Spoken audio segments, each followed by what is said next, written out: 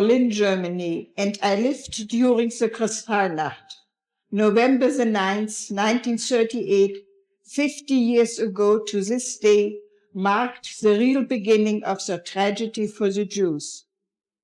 I was a night of horror throughout Germany. The night became known as Kristallnacht. That means the night of glass, but it was really the night of broken glass. There are many true life accounts from the Kristallnacht, but I like to give you mine. I was only 15 years old at that time, but it is still so clear in my mind as it happened yesterday. I will remember this night to the rest of my life. I woke up in the middle of the night from the noise of broken glass, shouts and screams.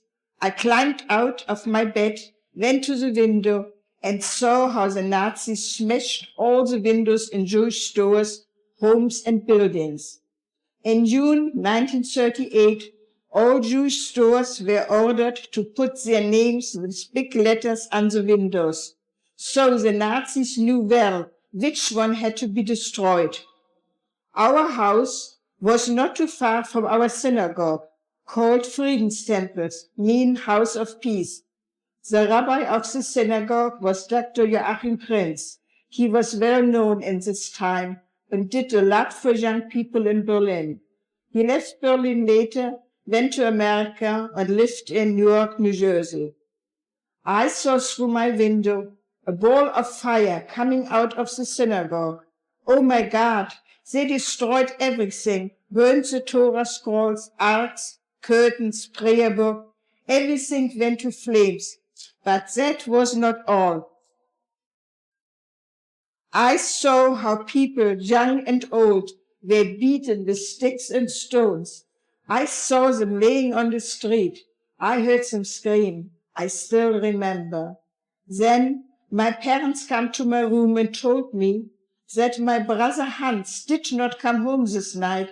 He was 17 years old and full of life, and we were all afraid he might be killed that night. But he escaped. Many Jewish homes were robbed, looted, and destroyed. Many Jewish men were hauled to concentration camps during the Kristallnacht. This time my family was spared. Why did my family not leave Germany now? There are many reasons. First, where should we go? Not many doors was open to us. Second, we never believed that all of us would be killed. Third, we had a very comfortable life in Germany. And fourth, the strongest point of all, we were German.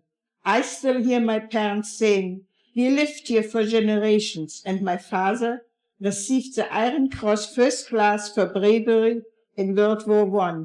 It will not happen to us, my father said, and that terrible time will pass too. The Kristallnacht in 1938 was a turning point in Jewish history. There are many Jews still alive who were in Germany at this time, and when you mention November 1938, they shudder. The Kristallnacht was only the beginning. We should have seen the handwriting on the wall. It was the beginning of the Holocaust. What excuse did the Nazis use to cause such a destruction? On November 7, 1938, a 70-year-old boy named Herschel Greenspan shot and killed Ernst von Rath, the third secretary of the German embassy in Paris. Herschel was Polish, but had been raised in Germany and had escaped to France because of the Nazi persecution to the Jews. The boy's father had been among thousands of Jews deported to Poland. Herschel received letters from his father describing the terrible journey and the inhuman condition in camp. The boy felt he had to do something to protest these happenings, so he went to the German embassy, planning to kill the ambassador, but instead shot and killed the third secretary. The murder by the young lad was followed by the spontaneous demonstration. Joseph Goebbels, the German propaganda minister, claimed the demonstration was a reaction to the murder. But later, however, documents were discovered that this demonstration on the Kristallnacht had been planned by the Nazis long before. They were only waiting for some incidents to set it off. The murder of von Rath became that incident. In the year 1943, my parents were deported to the concentration camp Theresienstadt. I never saw them again. The same year in February, my brother was deported to Auschwitz.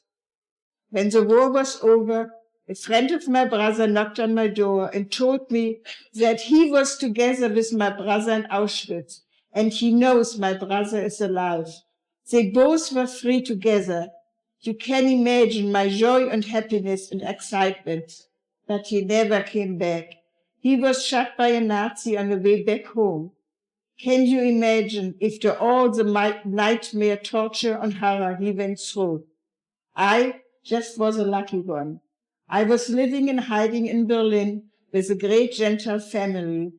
It is hard to believe that some people in this time had so much kindness and compassion for Jewish people. They were the real heroes.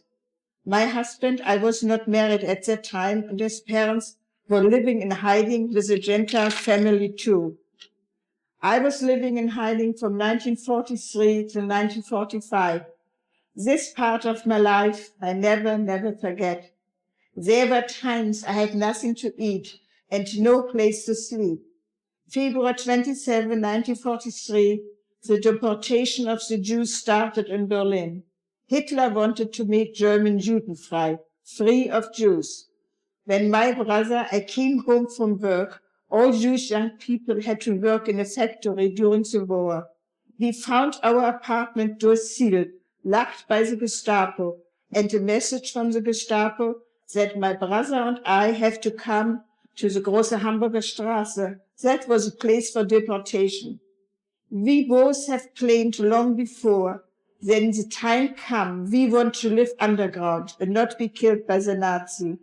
But we could not convince my parents to do the same. Now it was too late. My brother and I had to think fast. We broke the seal from the Gestapo on the door, looked around that nobody would see us, went to our apartment and took some of our belongings. How much can you carry? What did you really need? Nothing was important anymore. My parents were gone. Now it's time for us. We had to go in hiding. We went to the house to a wonderful woman. She was our Nana when we were young children. She took us in with open arms. But unfortunately, our luck turned. Her house was hit by bombs and burned to the ground. Now we had to run again. We had to hide and find a new place to stay. There were Nazis and Gestapos all over in the city, and everybody was asked for identification papers, special young boys. That was the way my brother was caught by the Gestapo. I remember sitting 2 nights on a toilet seat in a subway station in Berlin with fear in my heart that somebody would open the door and find me there. I was walking cold, tired, dirty, and very hungry through the streets in Berlin, had only the clothes on my back, no food or money. I thought that would be the end. Then a miracle happened. I heard my name called from behind me. Lilo, Lilo, that was my German name. Don't run away, let me talk to you. I was looking so bad, and I don't want to talk to anybody. And I was afraid too, because some Jewish people in hiding were working for the Gestapo. They were called the Catchers. I went to school with one of them. Her name was Stella Kübler. She was feared by everyone. She sent thousands of Jewish people to the gas chamber. But this voice came from a good fairy. Her name was Eva Kassira. She was a Mischling. Her father was Jewish and her mother was Gentile. But she was not raised Jewish, so she could live free in Berlin. She and her mother lived in a villa in Berlin. Her family was very well-to-do. The Kassiras had an art gallery and large factories. Her mother could not get any servants for her big house, So Eva offered me to come to her house as a maid. That sounds great to me, having a bed again to sleep and get something to eat. I was working there as a maid, got a new name, Lieselotte Lehmann, got new identification papers, and stayed there till the Russian came to Berlin. The war was over, as I was free. In Jewish writing, it is said, the righteousness among the Gentiles will have a place in the world to come. In Israel today, outside of Jerusalem, is a memorial building for the 6 million. There is a garden, and in the garden are planted trees honoring those righteous non-Jews who helped Jews during the Nazi period. After the war in 1948, my husband and I came to America. Unfortunately, my husband died 16 years ago. Today, I'm happy and grateful to be in this country and thankful to God for giving me health and a new life and a wonderful family again, having a loving daughter, Evelyn, and a great son-in-law, Lenny, and 2 of the greatest grandchildren of all, Eric and Eve.